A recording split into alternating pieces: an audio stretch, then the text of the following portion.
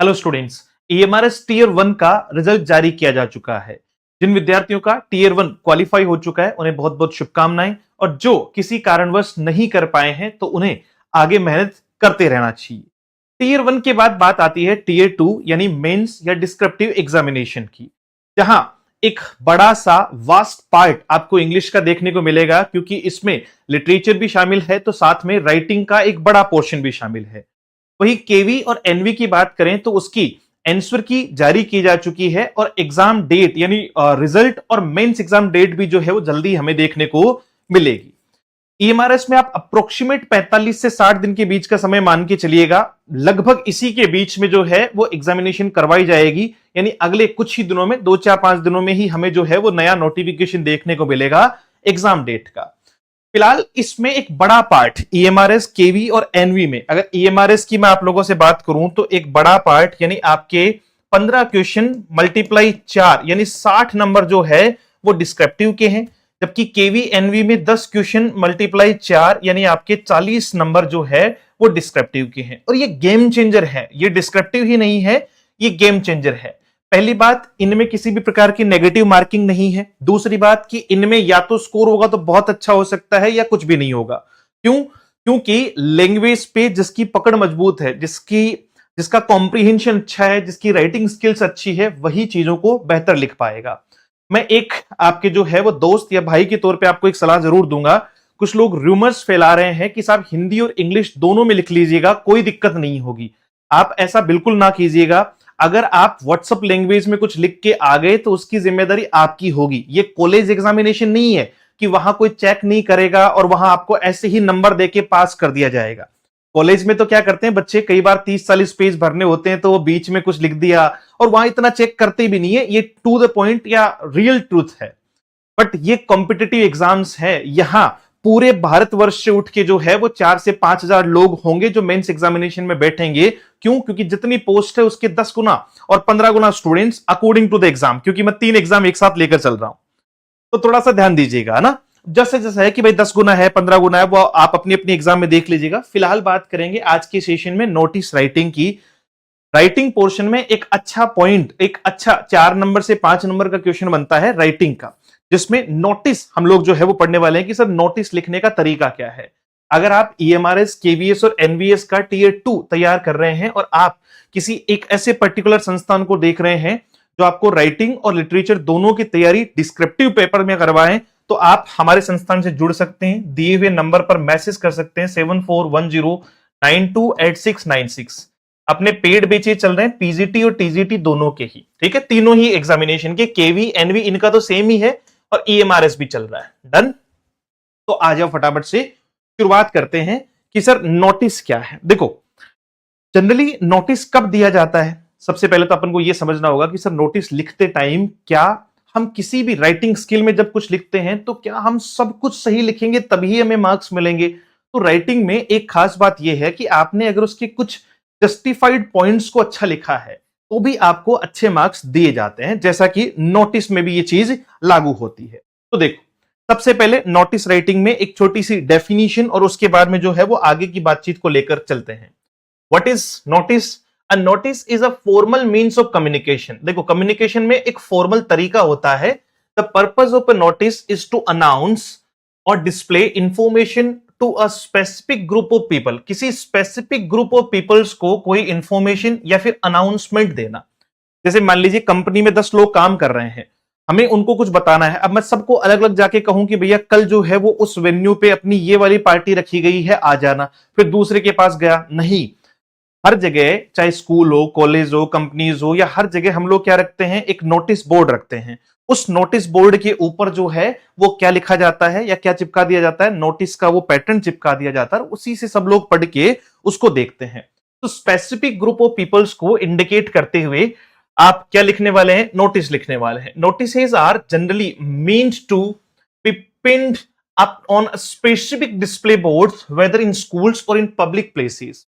Schools या public places में जो स्पेसिफिक डिस्प्ले बोर्ड्स हैं उन पे क्या किया जाता है, नोटिस को पिन किया जाता है, ठीक है। Notices issued by the government appear in newspaper. अब आपने एक चीज और नोट की होगी कि जैसे गवर्नमेंट का अगर कोई नोटिस आता है, तो वो कहां आता है भाई? गवर्नमेंट कहां चिपकाएगी? किसी स्कूल में थोड़ी जाके चिपकाएगी। तो वो न्यूज़पेपर एक माध्यम होता है नोटिस देने का, कि वो नोटिस देते हैं जो ऑफिशियल नोटिस होते हैं। डन। तो नोटिस क्या है सर? वे ऑफ कम्युनिकेशन है जो हम किसी ग्रुप तक पहुंचाना चाहते हैं, ग्रुप ऑफ पीपल तक जो है वो पहुंचाना चाहते हैं, और ये जनरली जो है वो नोटिस बोर्ड पर इसे डिस्प्ले किया जाता है। आ जाओ फटाफट से। A notice should be written in the following format। Notice को लिखने का तरीका क्या है? तो सर हमें तो इतना तो पता है कि एक बॉक्स बनता है और उस बॉक्स में नोटिस लिखते हैं, ठीक है। अब नोटिस में कई बार जैसे बच्चा कहता है कि साहब पहले जो है वो टाइटल लिख दूं क्या, है ना? पहले टाइटल आएगा या पहले डेट आएगी, पहले नोटिस वर्ड आएगा, पहले ऑर्गेनाइजेशन आएगी। तो एक तो सही फॉर्मेट से लिखना है, ठीक है। दूसरा कि सर इसे जब हम बॉक्स में कन्वर्ट कर रहे हैं तो बॉक्स हमें पहले बना देना है क्या? सबसे पहली बात तो बॉक्स के लिए ही ध्यान रखना, बॉक्स कभी भी पहले नहीं बनाना है। बॉक्स कभी भी पहले नहीं बनाना है, बॉक्स बनाना है लास्ट में। डिस्क्रिप्टिव पेपर में स्केल जरूर रख लेना अपने पास में, कोई वजन नहीं लगेगा उसका। जैसे नोटिस आ गया मान लो एग्जाम में, तो नोटिस आने के बाद में आपको क्या करना है? नोटिस पूरा होगा, पूरा होने के बाद उसको जो है वो बॉक्स में कन्वर्ट करना है। अब नोटिस होता है बहुत शॉर्ट एंड समराइज्ड वे में, तकरीबन 40 से 50 वर्ड्स। 40 से 50 वर्ड्स यानी आपका लगभग 4 से 5 लाइन के अंदर, 4 से 5 लाइन में ही आपको पूरी की पूरी बात कहनी होती है, जो मेन मेन पॉइंट्स है। ऐसा नहीं है कि हम जैसे ऐसे लिख रहे हैं वैसे बहुत लंबी चौड़ी बातचीत लिख दी। बिल्कुल टू द पॉइंट चीजें होनी चाहिए। तो एक अच्छा नोटिस लिखने के लिए हमें क्या करना होगा? सबसे पहले ऊपर ही ऊपर लिखना होगा the name of the organisation issuing the notice, यानी उस ऑर्गेनाइजेशन का नाम जो इस नोटिस को इश्यू कर रही है। जैसे मान लीजिए मैं यहां साइड में एक फॉर्मेट लेके चलता हूं कि मुझे क्या लिखना होगा? मुझे लिखना होगा सबसे पहले नेम ऑफ द ऑर्गेनाइजेशन। तो मैंने लिखा let's learn with Ajay sir. Let's learn with Ajay sir, ये तो हो गया मेरे ऑर्गेनाइजेशन का नाम। उसके बाद में आपको लिखना है टाइटल नोटिस का। किसका टाइटल लिखना है? नोटिस का। फिर आपको लिखना है heading to introduce the subject of the notice. दो चीजें हो गई, सबसे पहले आपने ऑर्गेनाइजेशन का नाम लिखा, उसके बाद में आपने जो है वो क्या लिखा? नोटिस वर्ड लिखा, टाइटल लिखा। उसके बाद में लिखा heading to introduce the subject of the notice, कि भैया किस सब्जेक्ट पे लिख रहे हो, किस सब्जेक्ट पे लिख रहे हो। तो जैसे मान लीजिए मुझे जो है वो अपनी टीम के साथ क्या करनी है? मीटअप करना है। क्या करना है? मीटअप करना है। तो मैंने उसका पर्टिकुलर पॉइंट ले लिया मीटअप का।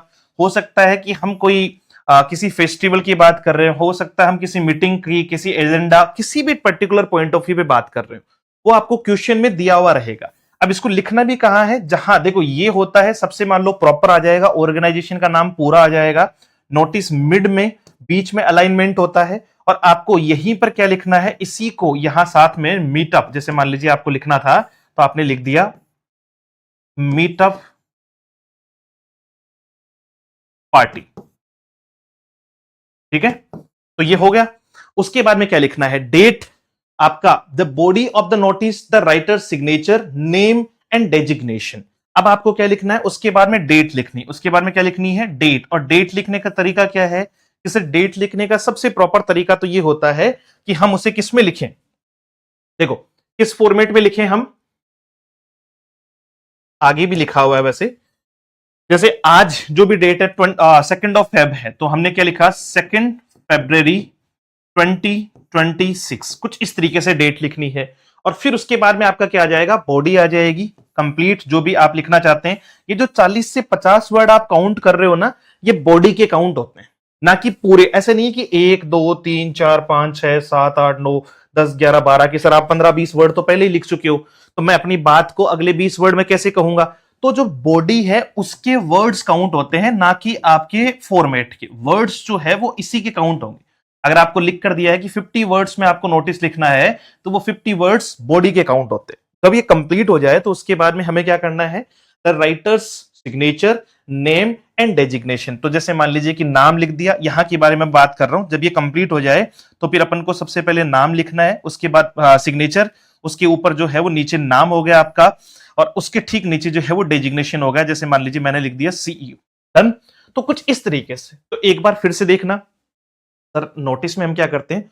ऊपर ही ऊपर, अरे भाई 5 नंबर का अगर क्वेश्चन आया ना तो 5 में से 3 नंबर तो आप कंप्लीट कर चुके हो, अगर आपने फॉर्मेट भी सही तरीके का बना दिया।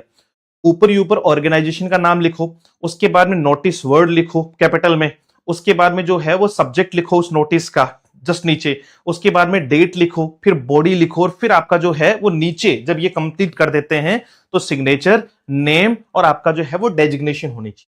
जैसे ये देखो, ठीक है, इसमें अपन ने क्या किया कि सर यहां अपन ने सबसे पहले name of the organisation, office या इश्यूइंग द नोटिस, जो इश्यू कर रहा है नोटिस को वो आ गया, नोटिस वर्ड आ गया, हेडिंग आ गई आपकी, बॉडी ऑफ लेटर्स आ गया, सिग्नेचर आ गया, नेम आ गया और डेजिग्नेशन आ गया।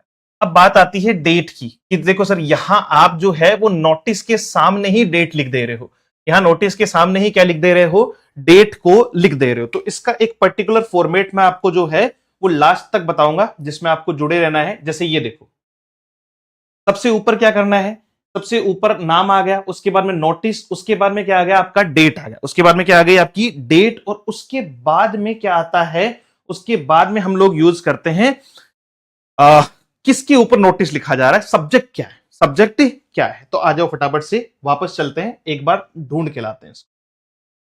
तो नोटिस, उसके बाद में आपका हेडिंग और डेट, तो इसका विशेष ध्यान रखिएगा कि कैसे आगे पीछे कैसे कैसे कौन सी चीज कहां लिखनी है, दोबारा और देख लेंगे। अब सबसे पहले कि जब आप नोटिस लिखते हो तो इन पॉइंट्स को याद रखना है कि एक तो आपका नोटिस हमेशा वेल स्ट्रक्चर्ड होना चाहिए। दूसरा, मान लो कि मैं कोई, मुझे लिखना है भाई कोई फंक्शन है, आप लोगों को फंक्शन में शामिल करवाने के लिए, फंक्शन में शामिल होने के लिए मैं एक नोटिस जारी करना चाहता हूं कि हमारे सारे विद्यार्थी उस फंक्शन में शामिल हो। मैंने पूरा नोटिस लिख दिया, नोटिस बोर्ड पर नोटिस चिपका हुआ है, ना ही मैंने डेट बताई, ना ही मैंने वेन्यू बताया, ना ही मैंने एजेंडा बताया। तो मुझे बताओ कि वो नोटिस नोटिस कैसे हुआ, आपको कैसे पता चलेगा कि फंक्शन कब है, फंक्शन कहां है, फंक्शन क्यों है, कौन आ सकता है, क्या उसके लिए कोई स्पेशल एलिजिबिलिटी है कि नहीं है ना, कि भाई हमारे सिर्फ पेड कोर्स के स्टूडेंट ही आ सकते हैं या यूट्यूब के साथी भी जो है वो वहां पधार सकते हैं। तो ये सारी चीजें हमें क्लियर करना है, हमें क्या करना है, क्लियर करना है। A well written notice must inform the readers about the 5 W's, है ना। अपन एक रिसर्च में जो है वो एक थ्योरी पढ़ते हैं, 5W एंड 1H थ्योरी होती है, एंड 1H थ्योरी होती है। तो यहां 5W की थ्योरी जो है वो यूज करनी है, यहां क्या करनी है, 5W की थ्योरी यूज करनी है। What is going to happen, कि हो क्या रहा है भाई, जिस पर्टिकुलर नोटिस को आप दे रहे हैं तो उस पर्टिकुलर नोटिस में जो इवेंट की आप बात कर रहे हैं तो वो आपको पूछना है कि भाई वो नोटिस आपको बताना है, उस पर्टिकुलर इवेंट के बारे में बताना है। What is going to happen, कि यहां होगा क्या, where it will take place, ये कब होगा, ठीक है, when it will take place जो है वो ये कहां होगा और ये कब होगा, ये कहां हो गया, ये कब हो गया, हु कैन अप्लाई और इज एलिजिबल फॉर इट, कौन आ सकता है, होम टू कॉन्टेक्ट और अप्लाई टू, और किसे कॉन्टेक्ट करना है या अप्लाई करना है, किसे कॉन्टेक्ट करना है या अप्लाई करना है।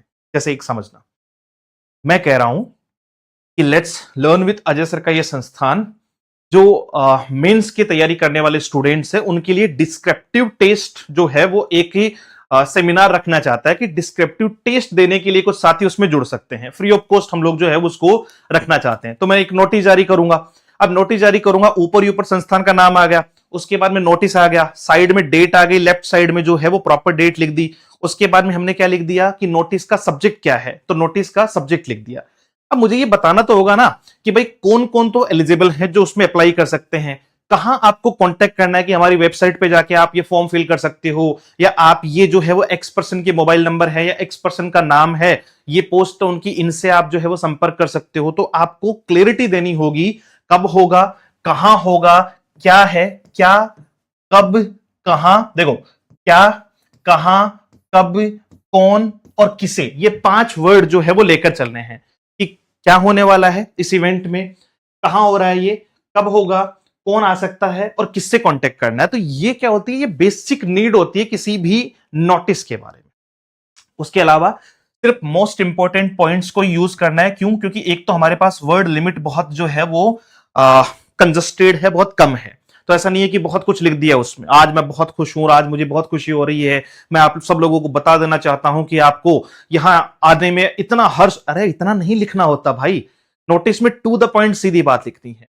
एओडी यानी आपका जो है वो अदर, जितनी भी चीजें हैं, ऑल अदर जो है that is any other detail, any other detail, any other detail given in the question, ठीक है। तो वो आप लिख सकते हैं। One is free to add any relevant information not included in the question. कई बार जो है वो जो क्वेश्चन में दिया गया है, ऐसा नहीं है कि क्वेश्चन का ही हम आंसर बनाएंगे तो कट कॉपी पेस्ट करना है। आप अपने अकॉर्डिंग भी उसमें इंफॉर्मेशन को ऐड कर सकते हैं, बस वो इंफॉर्मेशन रिलेवेंट होनी चाहिए। आप नोटिस लिख रहे हैं किसी जो है वो फंक्शन के बारे में, या नोटिस लिख रहे हैं दिवाली सेलिब्रेशन को लेकर जो है कि भाई हम ऐसे ऐसे सेलिब्रेट करेंगे, और उसमें आप बात कर रहे हो, उसमें आप लिख रहे हो कि भैया राखियां लेते हुए आना सबके सब, तो ये तो इररिलेवेंट हुआ ना कि सिर्फ दिवाली सेलिब्रेशन के नोटिस में आप किसी को ये सजेशन दे रहे हो कि राखियां लेते हुए आना, तो वो तो क्वाइटली कंप्लीटली जो है वो मतलब एक तरीके से अलग ही हो गया, पार्टी अलग हो गया। तो हमें क्या करना है, ये 5 पॉइंट, उसके बाद में टू द पॉइंट चलना है आपका।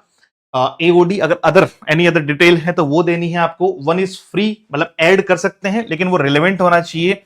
The sentence should be short and grammatically accurate. Sentence को लंबा नहीं करना है। जैसे 50 अगर वर्ड हम लिख रहे हैं तो कोशिश करो कि उसमें 5 से 6 सेंटेंस मिनिमम बने ही बने। ठीक है, ऐसा नहीं कि एक ही सेंटेंस को इतना लंबा लिख दिया कि 30 वर्ड तो उसी में आ गए, कहीं सांस भी नहीं लिया, बीच में रुके भी नहीं। तो छोटे छोटे सेंटेंस में लिखना है, छोटे छोटे सेंटेंस में हमें जो है वो इसे लिख देना है, तब ये प्रॉपर आपका जो है वो नोटिस का फॉर्मेट बनेगा। डन। आ जाओ फटाफट से कि सर और क्या हो सकता है। अब जल्दी से देख लो, ये छोटे छोटे पॉइंट्स है, फिर अपन नोटिस की बात करते हैं सीधा सीधा। They should be in the passive voice as far as possible. Notice जो है वो किस में लिखा जाता है, पेसिव वॉइस में जो है वो लिखा जाता है। अब पेसिव वॉइस का मतलब समझ रहे हो कि भाई नोटिस किसी ने जारी किया है, आप थोड़ी जारी कर रहे हो। It was done by someone. तो एक होती है एक्टिव वर्ब या एक्टिव वॉइस, दूसरी होती है पेसिव वर्ब या पेसिव वॉइस, जहां इजएमआर के साथ वर्ब की थर्ड फॉर्म, आपका इजएमआर वॉजवर के साथ वर्ब की थर्ड फॉर्म भी आती है। दूसरा हैज बीन हैव बीन के साथ में has been have been had been के साथ वर्ब की थर्ड फॉर्म आती है। तो पेसिव के नियम भी पता होने चाहिए। तो आपको पेसिव में लिखना है, क्यों? क्योंकि नोटिस जो है वो कोई और जारी कर रहा है। The notice should be present within a box। Notice को जब भी आप प्रेजेंट करो बॉक्स बनाना मत भूलना, वरना इसके भी नंबर कटेंगे। अगली बात कि सर इसको जो है वो वर्ड लिमिट नोटिस की 40 से 50 वर्ड्स होती है। Only the words in the body of the notice are counted. Body में जो वर्ड्स लिखे हैं वही काउंट किए जाते हैं। Information given in a notice must be clear and should not cause any misunderstanding और कंफ्यूजन। ठीक है, आपकी जो भी नोटिस है उसमें क्लियर होना चाहिए सब कुछ, और कोई भी मिसअंडरस्टैंडिंग नहीं होनी चाहिए। मान लो आपको जो है वो अपने इंप्लॉइज में सिर्फ जो है वो सीनियर एसोसिएट्स को बुलाना है, जूनियर्स को नहीं बुलाना है, तो उसमें आप बाकायदा लिखोगे कि सिर्फ only senior associates are invited. मैंने वर्ब की थर्ड फॉर्म यूज की है इजएमआर के साथ। क्यों? क्योंकि पेसिव में यूज करूंगा मैं। इसमें यूज करूंगा, पेसिव में यूज करूंगा। And notice must B Kainchi and appealing. Notice ऐसा होना चाहिए कि थोड़ा कैची हो और अपील करता हुआ दिखाई पड़े कि आपको ये करना है। It should attract the readers attention at once. पढ़ने वाले का जो है वो ध्यान खींचे। Increase the visual appeal of your notice by using bold letters. आप इसको और अगर अच्छा बनाना चाहते हैं तो आप इसका यूज बोल्ड लेटर्स में भी कर सकते हैं। जैसे आप संस्थान का नाम, ऑर्गेनाइजेशन का नाम बोल्ड लेटर में लिख सकते हैं, उसके बाद में आप नोटिस को बोल्ड लेटर में लिख सकते हैं, डेट इधर लिख दिया आपने, यहां आप जो भी सब्जेक्ट लिखना चाहते हैं वो बोल्ड लेटर में लिख सकते हैं। उससे क्या होता है, और ज्यादा इंपैक्टिव होता है। और ज्यादा क्या होता है, इंपैक्टिव होता है, वो थोड़ा कैची हो जाता है, अलग से उस पर ध्यान जाता है अपना। भाई पूरे में से वही सिर्फ बोल्ड किए अपन ने।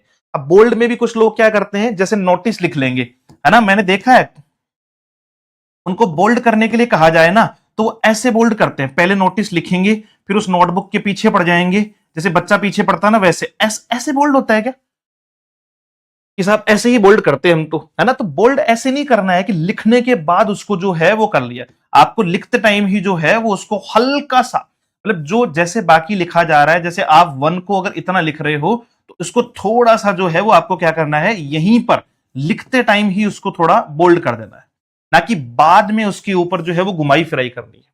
Standard abbreviation are allowed. कुछ एब्रीविएशन होती है, एब्रीविएशन को कहते हैं संक्षिप्तीकरण, वो अलाउड है, लेकिन वो स्टैंडर्ड होनी चाहिए। आपने बना ली वो नहीं चलेगा। जैसे मान लो कि मुझे ये फ्रेज लिखनी थी तो मैंने फ्रेज को इतना लिख के छोड़ दिया, तो अब क्या पता चलेगा फ्रेज है। स्टैंडर्ड एब्रीविएशन कौन से होते हैं कि सर पहले से जो स्टैंडर्डाइज हैं, जैसे डॉक्टर आपने लिख दिया, पीवीटी आपने लिख दिया, एलटीडी आपने लिख दिया, तो इससे एग्जैक्टली जैसे डॉक्टर को डॉक्टर पूरा लिखने की जरूरत नहीं है, डीआर डॉट करेंगे तो भी समझ में आ जाएगा कि वो डॉक्टर लिखने का प्रयास कर रहा है। तो होप मैंने आपको अभी तक जो सारी चीजें बताई है वो आपके ध्यान में रही कि क्या क्या चीजें नहीं करनी है और क्या क्या चीजें करनी है। मतलब मेन चीजें तो सर, ऑर्गेनाइजेशन का नाम, नोटिस, यहां आपकी डेट आ जाएगी, फिर आपका ये इसको ऊपर लिखना है, यहां लिखना है ना। ये तो मैं इसके हिसाब से बता रहा था आपको जो जो चीजें चल रही है। बाकी एक्चुअल फॉर्मेट क्या है वो मैं आपको पहले ही बता चुका था कि एक्चुअल फॉर्मेट ये नहीं है।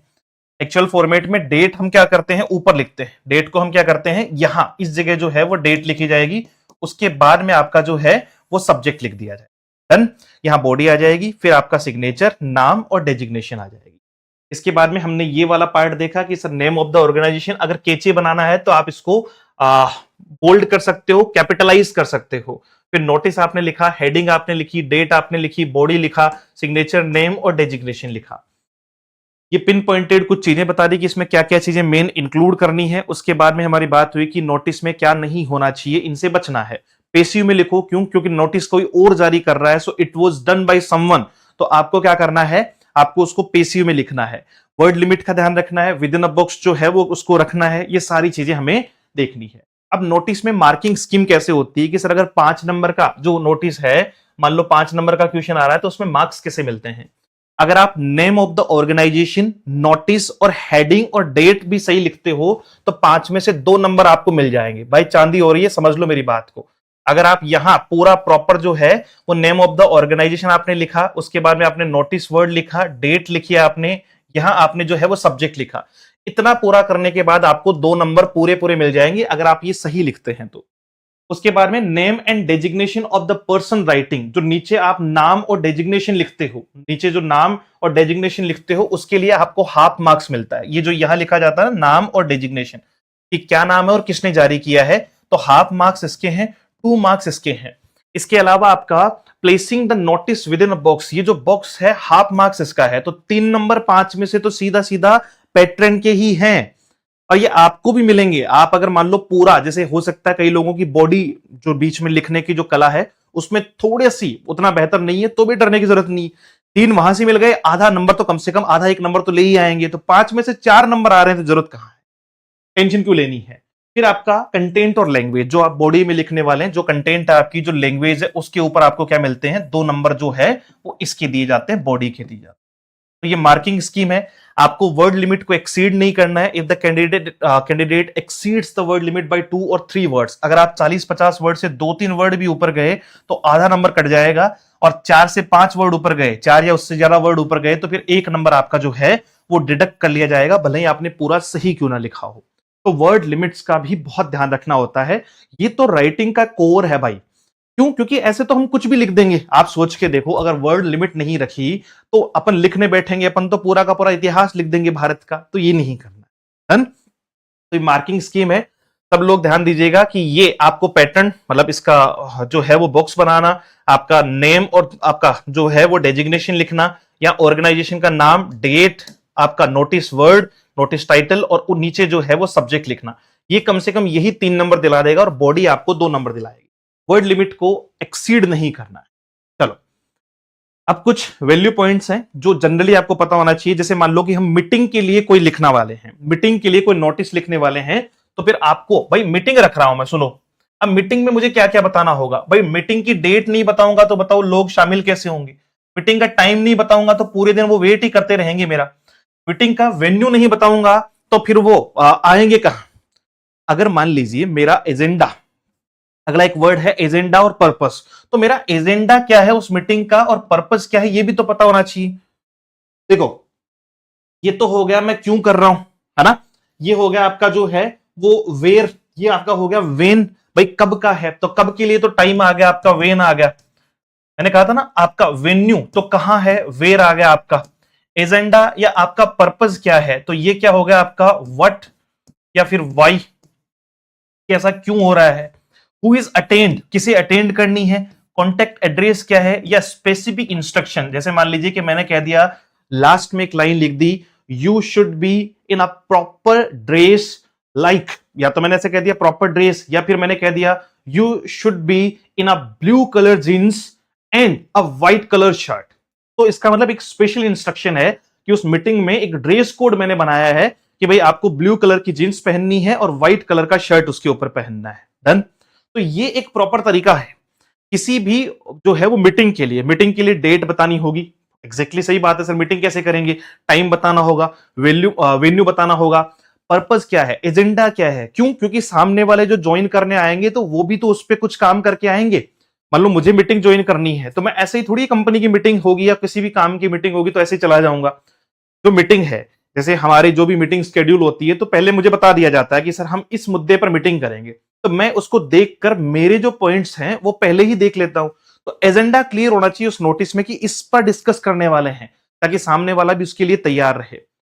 कॉन्टेक्ट हु टू अटेंड, कौन अटेंड करेगा ये बताना है कि भाई आप में से किस किस को अटेंड करनी है। कॉन्टेक्ट एड्रेस क्या है और आपका स्पेसिफिक इंस्ट्रक्शन अगर आप कुछ देना चाहते हैं तो जैसे आपने या तो ये दे दिया, ड्रेस कोड दे दिया, या आपने ये कह दिया कि चाय नाश्ता हमारी तरफ से रहेगा जी, है ना, या मान लीजिए जो है वो lunch will be provided from our side, तो इसका मतलब आपको लंच नहीं करके आना है, लंच हम करवाएंगे, लंच हम करवाएंगे इस मीटिंग में। जैसे लॉस्ट एंड फाउंड, कुछ खो गया या कुछ आपको मिला है तो उसका आपको नोटिस देना है कि भाई मुझे एक जो है वो ये ब्लैक कलर का ये मिला हुआ है, मुझे अब देखो मान लो कि कोई भी चीज, जैसे मान लीजिए मैंने कह दिया कि मुझे ये फोन मिला, मुझे ये क्या मिला, फोन मिला, तो अब मैं क्या कहूंगा कि भाई फोन कहां मिला, पहली बात है क्या, वस्तु क्या है, वस्तु क्या है वो बताएंगे, दूसरा कहां मिला, कब मिला, कौन से प्लेस पे मिला, ये है कैसा, क्यों? क्योंकि सामने वाला कोई भी पहचानेगा तो कैसे पहचानेगा, तो मैं कहूंगा कि साहब इस पर जो है वो एक कृष्ण भगवान की जो है वो फोटो लगी हुई है, पीछे कुछ इस तरीके का दिखाई पड़ता है, ये सारी चीजें तो वो सब कुछ बताऊंगा मैं। और फिर ये भी बताऊंगा कि अगर ये आपका है, देखो मुझे मिला है तो मैं ये कहूंगा कि अगर ये आपका है तो मुझसे कांटेक्ट करना, और अगर मेरा खोया है तो मैं ये कहूंगा कि साहब मेरी ऐसी ऐसी करके एक वस्तु थी, एक फोन था जो खो गया है, तो अगर किसी को मिले तो मुझसे कांटेक्ट करना। डन। तो होम टू कांटेक्ट यानी आपका क्या आर्टिकल है, क्या खोया है पहले वो बताओ, कब खोया, कहां खोया, है ना, कब खोया, डेट क्या थी, टाइम क्या था, उसको आइडेंटिफिकेशन मार्क्स बताओ कि साहब मेरा जो है वो बैग था, ब्लैक कलर का बैग था, उस पर ये लिखा हुआ था, उसमें क्या क्या थे कि साहब उसमें मेरे डॉक्यूमेंट्स थे, उसमें ये चीज थी, तो उसमें बहुत ज्यादा ऐसा नहीं करना है, उसमें मेरे पर्सनल डॉक्यूमेंट्स थे, उसमें मेरा ज्वाइनिंग लेटर था, उसमें पानी की बोतल थी, उसमें एक जो है वो 10 रुपए वाला कुरकुरे का पैकेट था, अबे वो नहीं बताना होता है, वो उसका आइडेंटिफिकेशन नहीं होता है।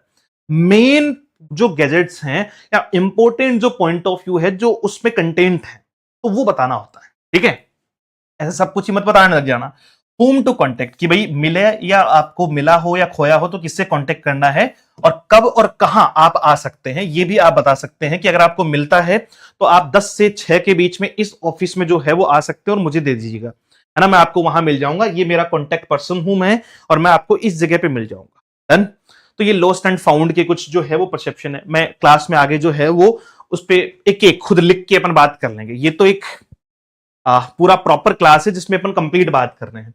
जैसे कोई इवेंट है, जैसे कोई इवेंट है तो इवेंट का नाम क्या है, कौन सी डेट पे हो रहा है, किस ओकेजन पे हो रहा है, टाइम क्या है, वेन्यू क्या है, कौन आ सकता है, कॉन्टेक्ट एड्रेस क्या है, स्पेसिफिक इंफॉर्मेशन क्या है। ठीक वैसे ही मान लो कोई टूर जा रहा है, कोई कैंप जा रहा है, कोई एग्जीबिशन हो रही है, कोई टूर जा रहा है कि भैया कश्मीर घूमने जा रहे हैं, ठीक है, तुम चलोगे क्या, एक टूर है जो कश्मीर घूमने जा रहा है, आप लोग चलोगे क्या, तो मैंने नोटिस चिपकवा दिया कि भाई जो जो जाना चाहे तो हमें बता दीजिए। तो भाई मैं आपको बताऊंगा तो सही कि टूर क्या है, मैं कहां, मतलब हम टूर को कहां लेकर जा रहे हैं, क्या कितने टाइम का है, किस ड्यूरेशन में जाएगा, कैसे जाएंगे, है ना, हमारा जाने की जर्नी का तरीका क्या होगा, कितने दिन हम ठहरेंगे, या कौन कौन से प्लेसेस को हम घूमेंगे, तो ये कुछ पॉइंट्स क्लियर करने हैं ताकि सामने वाला उस पर इंटरेस्ट बना पाए। तो हमें बताना है नेम एंड नेचर कि किस टाइप का टूर है, क्या नहीं है, occasion, venue, date, objective information, invitation या अपील, एंट्री फीस क्या है, टाइम ड्यूरेशन क्या है, कॉन्टेक्ट एड्रेस, और वही आपका स्पेसिफिक इंस्ट्रक्शन, जैसे डूज एंड डोंट्स। मान लो कि हम ये कह दें कि भाई कश्मीर जाना है तो जिसको सांस लेने में तकलीफ होती है तो वो कश्मीर या लद्दाख की यात्रा पर ना आए, तो स्पेशल इंस्ट्रक्शन हो गए डूज एंड डोंट्स के। तो ऐसी चीजें हमें इसमें एड ऑन करनी होती है टू द पॉइंट।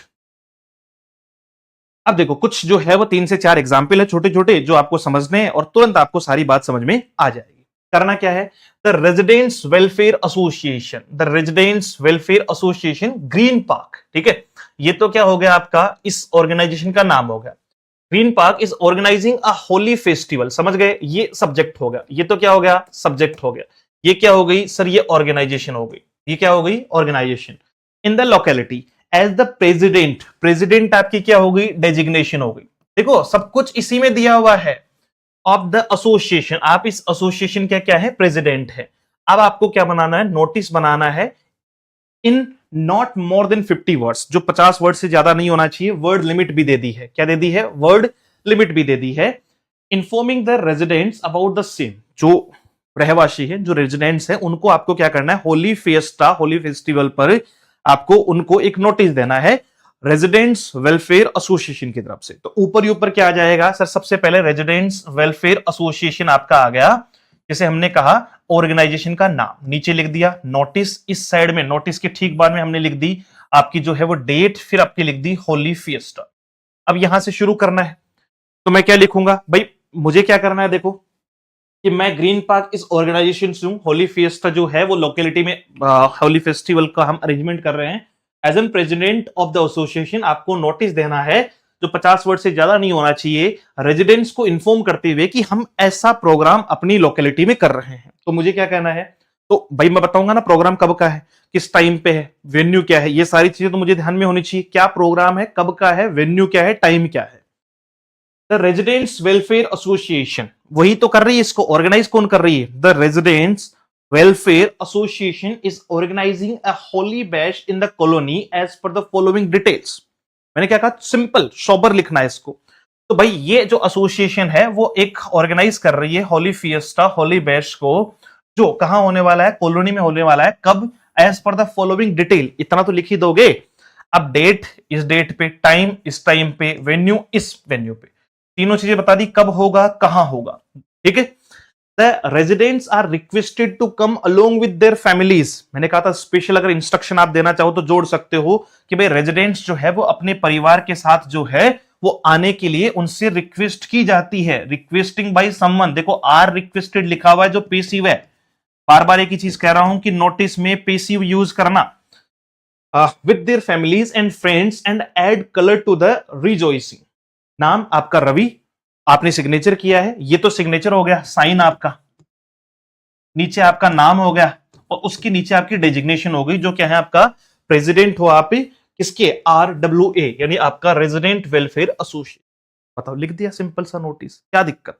अब और लिख देते हैं 2-4 notice. On the occasion of national science and technology day, देखो ये तो है ओकेजन, ध्यान देना, आप ऐसे जल्दबाजी मत करना। भाई ऑर्गेनाइजिंग बॉडी कौन सी है, क्या जो है वो चीजें हैं, ये सारी चीजें आपको क्वेश्चन में ही मिल जाएगी, पूरी बात सुनना। ऑन द ओकेजन, ओकेजन तो है national science and technology day, कोई बात नहीं। School has decided to organise a science fair. अब देखो आपका क्या है, साइंस फेयर है स्कूल में, ठीक है। विक्रम, आपका नाम दे दिया विक्रम, तो आपका नीचे का तीनों पॉइंट बन गए, आधा नंबर तो आपको यही दे दिया। आपकी पोस्ट दे दी, डेजिग्नेशन दे दी, secretary of the science society wants to call a meeting of the office bearers. क्या करना चाहते हैं, जो सेक्रेटरी हैं साइंस सोसाइटी के, वो एक मीटिंग बुलाना चाहते हैं ऑफिस बीयरर्स की। तो इसका मेन एजेंडा समझ में आ गया भाई, इस नोटिस को लिखने का मेन एजेंडा क्या है कि मीटिंग चाहिए, ठीक है, मीटिंग बुलाएंगे जी। अच्छा किसके लिए बुलाओगे, मीटिंग बुलानी है कि हमें साइंस एंड टेक्नोलॉजी डे है, तो उसमें हम ऑर्गेनाइज करने का सोच रहे हैं साइंस फेयर को। एज एन सेक्रेटरी आपको साइंस सोसाइटी की जो है वो मीटिंग बुलानी है, ठीक है, ये रहा the science society. Secretary of the Science Society wants to call a meeting of the office bearers of the society to discuss the arrangements of the fair, कि भाई फेयर में अरेंजमेंट्स कैसे होंगे। 50 वर्ड से ज्यादा नहीं होने चाहिए, यानी आपको अब देखो, अब कुछ नहीं दिया, ऑर्गेनाइजिंग सोसाइटी का नाम नहीं दिया है कि ऑर्गेनाइजिंग सोसाइटी कौन सी, ऑर्गेनाइजिंग सोसाइटी कौन सी, सिर्फ इतना कहा है कि national science and technology day है, तो ये थोड़ी ऑर्गेनाइज कर रहे हैं। ऑर्गेनाइजिंग सोसाइटी अपनी तरफ से, जैसे मैंने लिख दिया Adarsh public school, Delhi public school, या जो भी है आपका, है ना, Delhi public school New Delhi, नीचे लिखा नोटिस, इधर लिखा लेफ्ट में आपकी date 13 April 2007, meeting of science society. भाई यही तो है मेन जो है वो सब्जेक्ट या एजेंडा, तो यही है कि हम मीटिंग रखना चाहते हैं, किसकी, मीटिंग ऑफ साइंस सोसाइटी। नीचे लिखा on the occasion of national science and technology day, बताओगे तो सही कब रखनी है, क्या करना है। On the occasion of National Science and Technology Day, the school has decided to organize a fair. कुछ अलग लिखवाया क्या आपसे हमने, नहीं लिखवाया, सब कुछ यहां लिखवाया था। On the occasion of National Science and Technology Day, the school has decided to organize a science fair. बताओ, सिंपल था। बॉडी भी यहीं से उठा ली हम लोगों ने। तो उसके बाद में ऑल ऑफिस बेयरर्स, क्योंकि इन्हीं को तो बुलाना चाहते हो आप मीटिंग में, तो all office bearers are requested to, बार बार मैं कह रहा हूं पेसिव का ध्यान रखना, पेसिव ही यूज करना, are requested to attend a meeting in the school library. अब आपको प्लेस बताना है भाई, मीटिंग रखने वाले तो ऐसा थोड़ी है कि कहीं भी रख लेंगे। मीटिंग का टाइम, प्लेस और डेट बताओ अगले को कि भाई सारे स्कूल जो बेयरर्स हैं, ऑफिस बेयरर्स हैं, उनसे मैं रिक्वेस्ट करता हूं, are requested to attend a meeting in the school library on 16th April 2005। कब लिखना है आपका, ये थोड़ा सा जो है वो मिस्टेक हो गई, ये 13 अप्रैल 2007 है, यहां 2005 है, मतलब जो भी है 2007 ही कर देना इसको, है ना। 13 के बाद में 16 अप्रैल 2007 को सुबह 10 बजे at 10 AM to discuss the arrangements. और किस बारे में करनी थी ये लिखो, सब कुछ तो लिखा हुआ है। यू मस्ट बी अटेंटिव, आपको सिर्फ अटेंटिव बनना है, अपनी बातों को थोड़ा ध्यान देना है। तो नोटिस के 5 नंबर मैं दोबारा आपको रेडी करवाने के लिए तैयार हूं, मतलब आपको रेडी करवाने का मतलब आपको दिलवाने के लिए जो है वो तैयार हूं। एक बार फिर से क्लास देख लीजिएगा। बाकी अब जो राइटिंग पोर्शन है वो अपन पेड क्लास में देख लेंगे कि सर इस पे और कैसे जो है वो बेहतरीन हम जो है वो तरीके से चीजों को देख सकते हैं, और कैसे हम नोटिस को कि 5 में से अगर नोटिस आ जाए तो 5 में से 5 आने चाहिए। देखो नोटिस आया तो मैं बहुत कुछ सिखाने वाला हूं अभी, पहले इजी टू मॉडरेट लेवल पे चल रहे हैं। नोटिस और लेटर अगर समझ में आ गया तो आर्टिकल, एडवर्टीजमेंट बहुत बहुत आराम, जैसे नोटिस आ जाएगा ना तो मैक्सिमम चांसेस है कि आपको ये वाला नोटिस आपका एज इट इज एडवर्टीजमेंट है लॉस्ट एंड फाउंड का। मैं बताऊं आपको, लॉस्ट एंड फाउंड में एडवर्टीजमेंट में भी इतनी चीजें लिखी जाएगी, तो ये सारे एडवर्टीजमेंट वगैरह कैसे लिखे जाएंगे, ये सब कुछ जो है वो इसके ऊपर अपन चर्चा करने वाले हैं। तो मिलेंगे एक और नए सेशन में। अगर आप लोग फिर से मैं कहूं कि डिस्क्रिप्टिव पेपर विद लिटरेचर जो है वो तैयार करना चाहते हैं, तो आप EMRS, KVS या NVS के टियर 2 के लिए जो आपका TGT और PGT दोनों से रिलेटेड है, इस दिए हुए नंबर 74109286 और 96 पर मैसेज कर सकते हैं, कॉल कर सकते हैं, और वहां से आपको प्रॉपर जानकारी जो है वो बैचेस के बारे में मिल जाएगी। क्लास कैसी रही इसके बारे में आप जरूर जो है वो कमेंट के माध्यम से बताइएगा। बाकी मिलते हैं एक और नए सेशन में। Thank you so much, have a great day, see you soon in the next session.